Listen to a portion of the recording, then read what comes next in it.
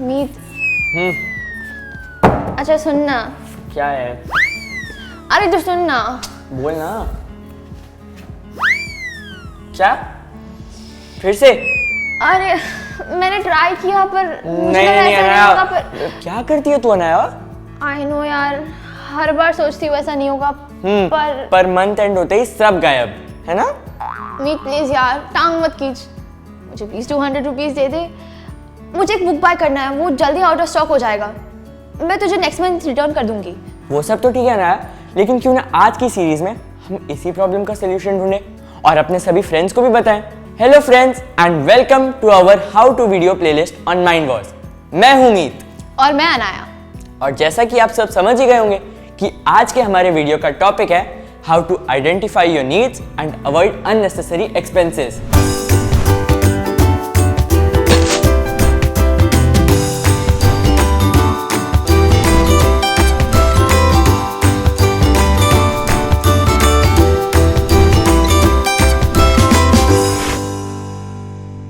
वैसे तो हम बच्चों की सभी तरह की नीड्स हमारे पेरेंट्स फुलफिल कर ही देते हैं, पर ये बहुत इंपॉर्टेंट है कि हम खुद भी नेसेसिटीज को अच्छी तरह से समझें। कौन सी चीज़ हमारे लिए इंपॉर्टेंट है और कौन सी नहीं, इसकी एक अंडरस्टैंडिंग डेवलप करें। इसको समझने के लिए आप एवरी मंथ अपनी नीड्स की एक लिस्ट बनाना शुरू करें और फिर उन नीड्स को प्रायोरिटी वाइज डिवाइड कर दें। अपनी नीड्स के बारे में लिखने और फिर उसे एनालाइज करने से हमारी पर्सनल अंडरस्टैंडिंग इंप्रूव होती है। इस प्रैक्टिस से अपनी नीड्स का पता तो चल जाएगा, लेकिन मनी की वैल्यू हमें तब पता चलेगी जब वो हमारे पास होगी। आज भी कई फैमिलीज ऐसी है जहां बच्चों को मंथली पॉकेट मनी नहीं दिया जाता है। सीधी बात है कि जब जेब में मनी ही नहीं होगा तो उसको मैनेज करना कैसे सीखेंगे, है ना?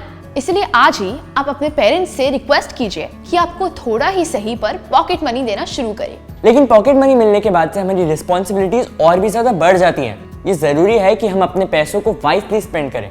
कभी कभी ऐसा होता है कि हम उन्हें उन चीज़ों में स्पेंड कर देते हैं जिनकी नीड हमें नहीं होती है। बाद में जब पैसे खत्म हो जाते हैं तो हम दूसरों से उधार मांगते हैं। एग्जैक्टली जैसे मेरे साथ हुआ। मैंने लास्ट मंथ एक बहुत ही एक्सपेंसिव ड्रेस खरीदी जिसकी मुझे ज़रूरत ही नहीं थी, और आज जब मुझे एक इम्पॉर्टेंट बुक परचेस करनी है तो मेरे पास पैसे ही नहीं बचे। और तभी अनाया इसी जगह काम आती है हमारी रिक्वायरमेंट लिस्ट। आप हर मंथ मिलने वाली पॉकेट मनी को अपनी रिक्वायरमेंट लिस्ट के हिसाब से डिवाइड कर लें और फिर स्पेंड करें। चलिए आप सभी को एक इंटरेस्टिंग बात बताता हूँ। मम्मी कहती है कि हमारे 3 टाइप्स के खर्चे होते हैं। नंबर 1 बहुत ज़रूरी खर्चे, नंबर 2 ज़रूरी खर्चे और नंबर 3 फिजूल खर्चे। फॉर एग्जाम्पल जैसे कि अनाया की बुक्स बहुत ज़रूरी खर्च, इसके रोज़ के स्कूल आने जाने का ट्रैवल ज़रूरी खर्च, लेकिन इसकी एक्सपेंसिव ड्रेसेस फिजूल खर्च। लेकिन फ्रेंड्स, इसका ये मतलब नहीं है कि हमें शॉपिंग नहीं करनी चाहिए। मनी मैनेज करने का अगला स्टेप ही है स्पेंड करना। शॉपिंग करने से ही तो हम बहुत सारी और भी स्किल्स सीख सकते हैं, जैसे लोगों से डील करना, बार्गेन करना एक्सेट्रा। लेकिन हाँ, प्रायोरिटी पर 2 खर्चे रखने चाहिए, उसके बाद करनी चाहिए फिजूल खर्चे। नहीं, सेविंग्स। यस, मम्मी कहती है कि चाहे थोड़ा ही सही पर पॉकेट मनी का कुछ % हमें ज़रूर सेव करना चाहिए, और ये सेविंग हमें पॉकेट मनी मिलते ही सबसे पहले निकाल कर अलग कर देनी चाहिए। और मम्मी ने तो माइनर कैटेगरी में ही मेरा एक अकाउंट भी ओपन कर दिया जिसमें मैं अपनी सारी सेविंग्स रखता हूँ। यस, बैंक में अकाउंट होने से हम सेविंग्स तो कर ही पाते हैं, साथ साथ बैंकिंग करना भी सीख जाते हैं। अकाउंट ओपन करना, उसे मैनेज करना, सेविंग्स को डिपॉजिट करना, जरूरत पड़ने पर विथड्रॉल्स करना, और आजकल तो नेट बैंकिंग और फोन बैंकिंग करना तो हमारे अर्ली स्टेजेस में ही आ जाता है। ये सभी एक्टिविटीज हमें मॉडर्न टेक्नोलॉजी से जोड़ती ही है, साथ ही साथ हमारे अंदर की कॉन्फिडेंस भी डेवलप करती है।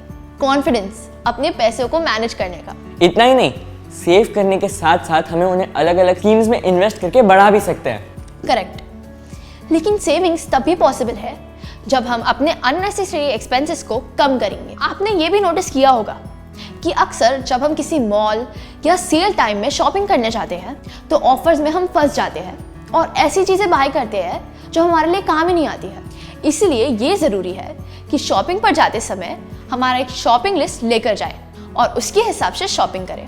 पॉकेट मनी को सेव करने के लिए हमें अपनी ईटिंग हैबिट्स को भी सुधारना होगा। अक्सर हम बच्चों को बाहर का खाना, fast food, chips and chocolates ये सब खाना बहुत पसंद होता है, और हमारी ज़्यादातर पॉकेट मनी इधर ही खर्च हो जाती है। तो फ्रेंड्स, ये इम्पॉर्टेंट है कि हम ज़्यादातर घर का बना हुआ खाना ही खाएं। इस तरह से हमारे पैसे भी बचेंगे और हेल्थ भी बनेगी।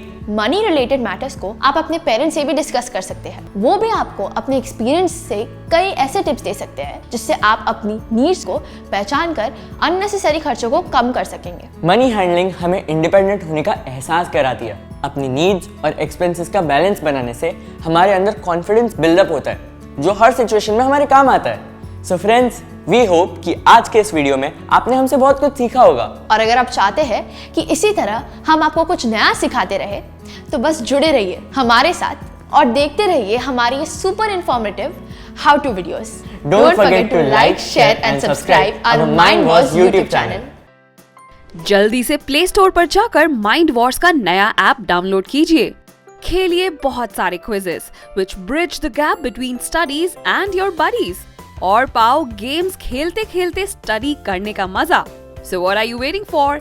Download the app now.